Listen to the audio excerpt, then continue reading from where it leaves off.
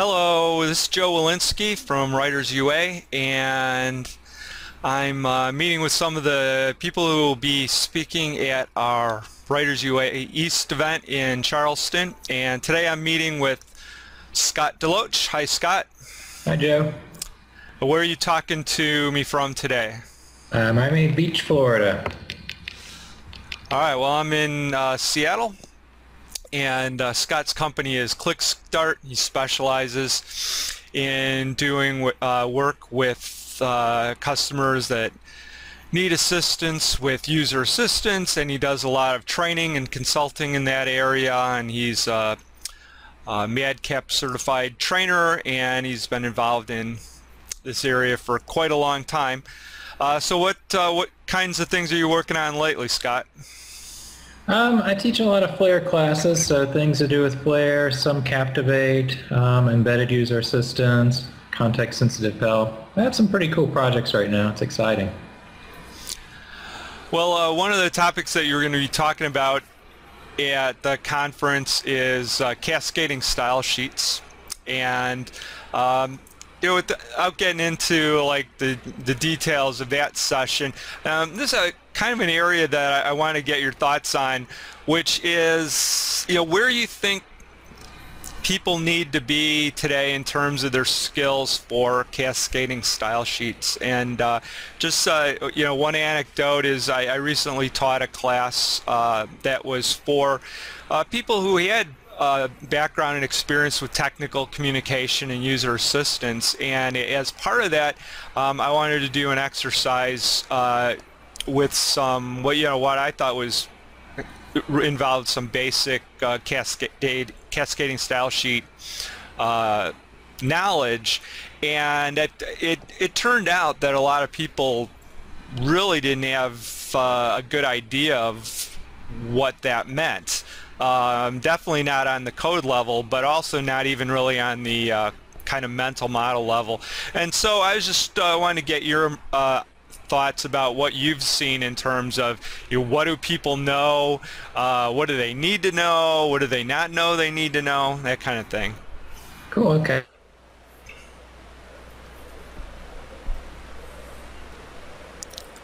And different backgrounds.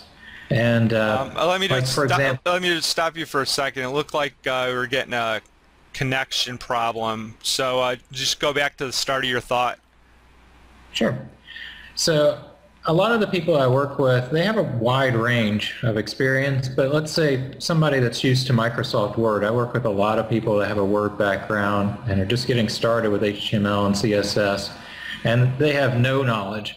I think in some ways they have an advantage because they know they don't know anything. So they're really open to learning. They don't have any expectations like, well, I know how to do this, and they realize they don't.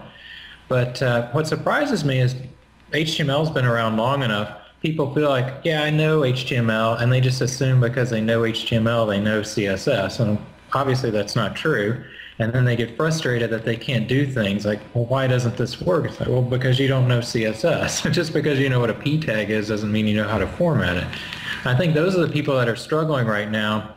And it does tie into mobile a little bit because now people are trying to do much more advanced formatting or trying to adapt to different devices. And it's exposing their limitations, their lack of knowledge. So yeah, I think that is a big challenge. Maybe people should step back and say, yeah, I do need to learn this. Maybe I don't know everything about the web. So web, as you know, what we can do on the web has changed massively just in the last 2-3 years. It's incredible. I see sites now and I think, I don't even know how they're doing that. I have to go look at it. Whereas I can remember 5 years ago, it was rare to see something like, okay, I don't have to guess how they're doing it without looking at the code. So there's a lot of cutting edge work being done right now, and you can't assume that you just instantly know how to do it.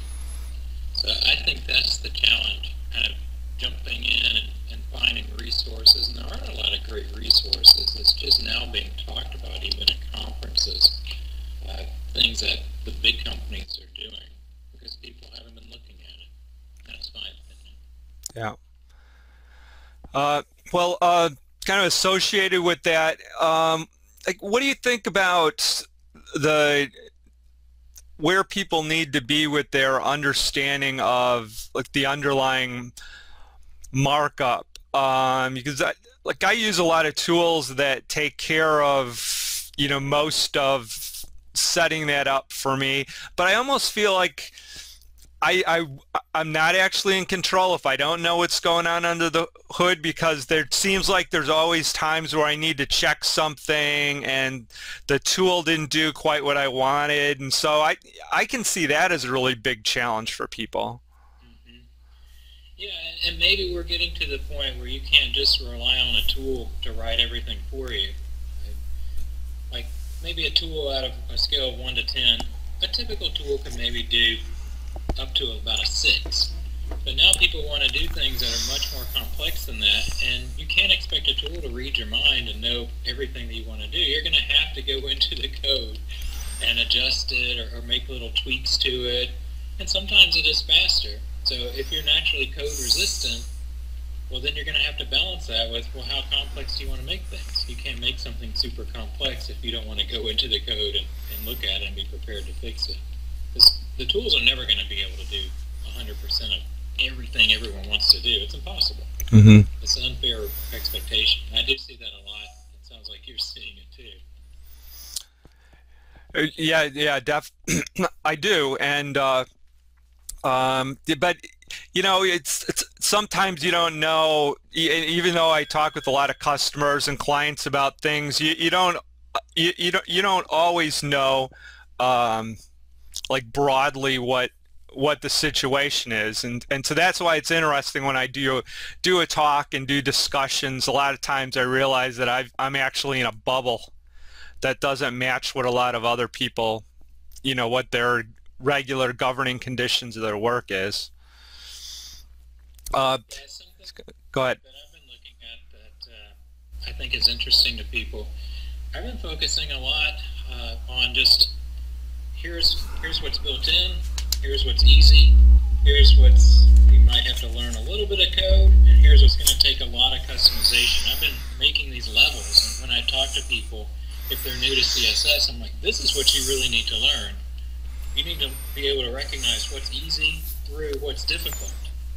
And then you can make those decisions. Instead of focusing on how to do things, figuring out what's built in and what's not built in, I think is the first thing you should learn, probably the most important thing. Because you can't make design decisions without that. And that's just a switch, I think. Yeah. Yeah, no, yeah, I would agree with that.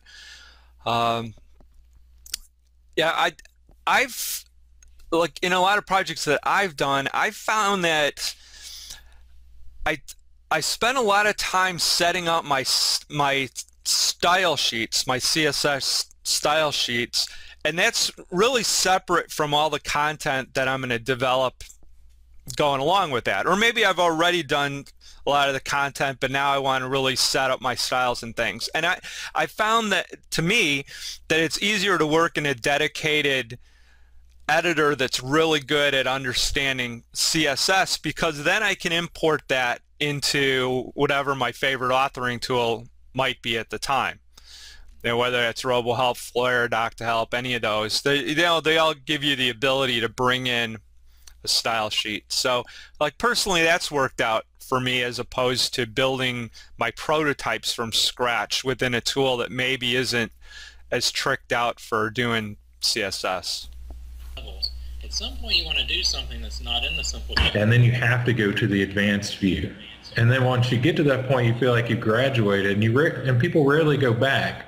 But it's nice if they're giving you those two. I'm hoping other tools do that, kind of a simple way to do something, like we used to do with wizards, and then just leading you up to all the way to the code. Mm-hmm. You want to do it just in the code view. Yeah. So that is a nice thing. It does help with teaching a tool when it has those different approaches. Yeah. You know, sometimes if I need to do something, like, I'm definitely not an expert with CSS. I don't work with it as much as you do or other people do, and so sometimes I'll be trying to do something, I'll forget how to do it, and a lot of times I'll go to the w3school.org site, just because I can play in their little sandbox, and which I find really helpful. Is for all their examples, then there's a live sandbox example, and I can play around. I can actually set up the code right there to do exactly what I want to do, and then I just cut and paste it. So it's a little crutch for me. Yeah, I love that. I was smiling when you brought that up. I use that probably every day. That sandbox is fantastic, because then I feel like I can test something out, something kind of right there, and I don't have to go make it or get frustrated setting something up. I can just use their environment. Yeah, that's really, really helpful. Well, so the other session that you're going to talk about in Charleston is using Madcap Flare, designing content for online and print. And so, you know, that's another area where I'm always interested in hearing what people's experiences are in terms of, how important it is to support those two outputs. I mean, obviously, everybody has to do a web-based component of what they're doing today, whether it's behind a firewall or on a public-facing server. The printed side may be less obvious as to the need for that, but I was wondering just what you see in terms of where people are using that and what some of the challenges are. I think it's really interesting writing for different mediums, like even for writing for mobile versus print versus desktop. And what it reminds me of is when I learned how to write, I'm sure you're the same way, probably anybody over 20 is the same way. When I started writing, you wrote it out by hand.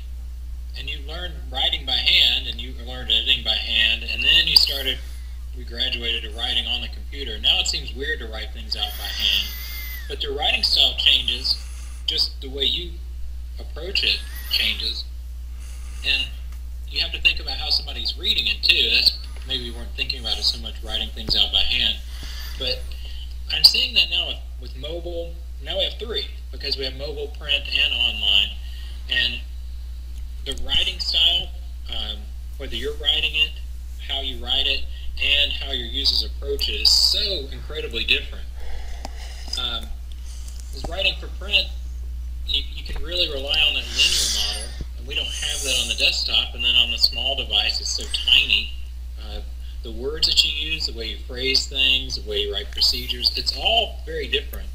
And somebody that has a print background trying to write online, at first it's really frustrating because you can't rely on, well, they've already read this because that was on the previous page. It's always page one. So you lose that, but then you gain all these show and hide layering features. So I think that's an even bigger challenge than learning something like CSS. You can learn CSS. You can learn how to format things. If you're patient, experiment with like W3 Schools and other sites, you'll get it. But it takes longer to learn how to write for these different mediums. And it's exciting, but it is a bigger challenge. And certainly adapting content. I think it's easier to adapt the design of the content than the content itself. How you wrote it. If you wrote it for print, it can take quite a bit of time to adapt that well for web, and then again to adapt it for a mobile device. So any kind of strategies or efficiencies you can learn would be really awesome. Something that I've been thinking about that I think you might be interested in, since you're really deal with a lot about mobile. I think we saw a switch where people would develop content for print, and that was a primary output. And now I think more people are developing content for online and trying to adapt it back to print when they need to. I think we're quickly getting into writing for mobile and then trying to adapt that. So that's number one. And then adapt that somehow for desktop and then adapt it back to print. I've seen a lot of people talking about mobile first, but I think right now they're just thinking mobile first and desktop. What I'm adding to that is all three, starting with mobile and how to adapt it all the way back to print. That's really exciting. That's an interesting challenge. So I've been doing a lot of research on that and talking to a lot of people about that. I'll talk about that in the session too. which one's your primary audience, and then once you make that decision, how important that decision is. Yeah, I think that's an interesting observation, and it's I mean, it ties in with one of the things I'm going to talk about the event, which I call aggressive content editing, which is particularly applicable to things that are on the print side, which is taking what you've been doing, say for a PDF manual, and setting a threshold of like 30% of the word count, and still be able to have good communication, but just really pushing that down. But I think that your approach is maybe a pure one that more people are coming around to, which is starting with that core message and then building out, layering as you have more space or availability, and as it makes more sense. So yeah, it's definitely a mix of what people are doing now. In terms of people, the need for printed or let's say PDF documents, I always like to point out that Apple has 8.5 by 11 PDF size manuals for every iPhone, every iPod, and every iPad that they've developed.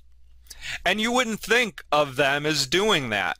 And you have to go to their website to be able to get that. It's not something that's presented as as a primary way of presenting things, and maybe it only affects a small percentage, but I think that represents the idea that you recognize that your users may have different ways that they like to consume information, and so they're providing a comprehensive way for people to get that, and their PDFs are really well done. It's not like an afterthought thing. Certainly you can tell that there's some single sourcing with the help topics, but they do high fidelity manuals, and so I think that's one of the things that most of our traditional help authoring tools are pretty good at, is if you want, you can make a good PDF manual with the tool if you want. Mm-hmm.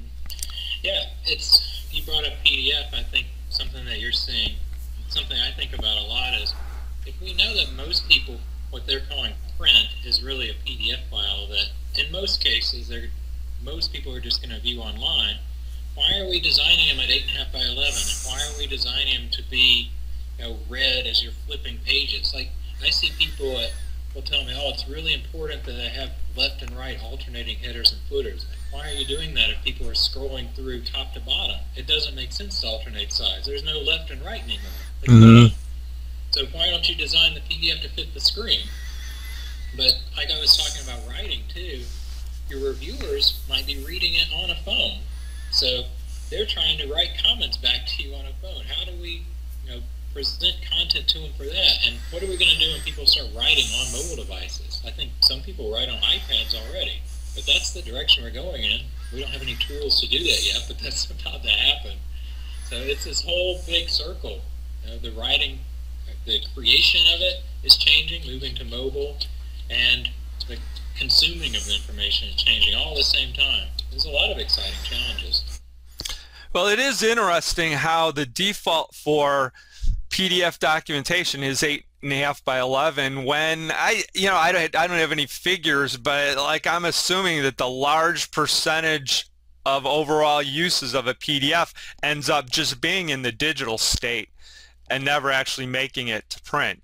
And obviously, if you know that your customers want to print that, then that's why you do that. But getting your point, I wonder how many people actually think about what the end use case is for their customers on that. And how often do they print the whole thing?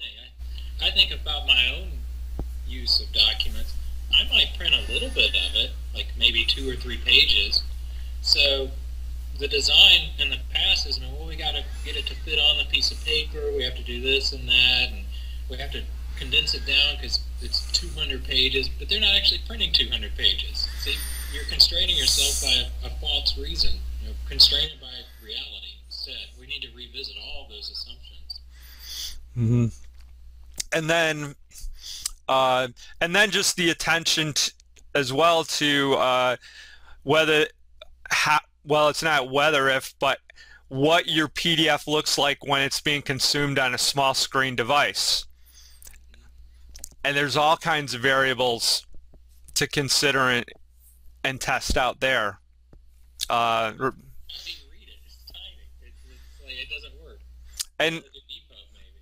Yeah, well, and what is the, how is the PDF rendered on a particular device? Because that might be different between devices as well. And so that, that gets into kind of a mobile thing, which is sort of separate, but I'm always explaining to people that they really need to have, ideally need to have a set of devices that can be shared within their department or whatever, so that they can test things out on different popular device types just to see what happens, what things look like, because you really don't know unless you can see that.